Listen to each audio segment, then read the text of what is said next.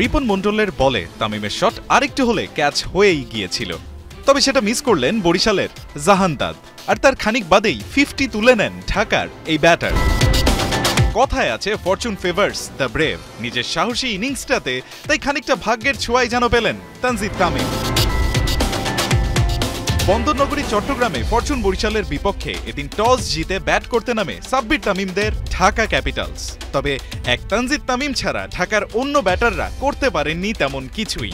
শেষ 2 ম্যাচে উড়তে থাকা লিটন দাসও হয়েছেন ব্যর্থ, 17 বলে খেলেছেন 13 রানের ইনিংস।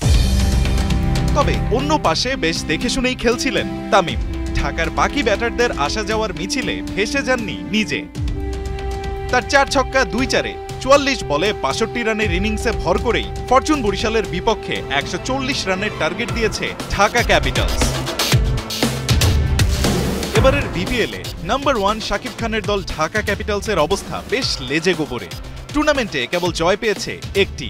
দলের অবস্থা খারাপ হলেও ঢাকা ব্যাটার তানজিদ তামিম ঠিকই আছেন নাম্বার 1-এ। বিপিএলের 11তম আসরে এখন অব্দি টুর্নামেন্টের সর্বোচ্চ রানের মালিক তামিম। 8 ইনিংসে করেছেন 308 রান, আছে একটি সেঞ্চুরিও। এখানেই শেষ না, টুর্নামেন্টের সর্বোচ্চ ছক্কার তালিকায়ও নাম্বার 1 এখন তামিম, মেরেছেন 20টি ছক্কা। তানজিদ তামিমের বিপিএলে এমন আগুনে ফর্ম নিঃসন্দেহে চ্যাম্পিয়ন্স ট্রফির আগে স্বস্তিতে রাখবে বাংলাদেশ ক্রিকেটকে। রায়ান আহমেদ, 71।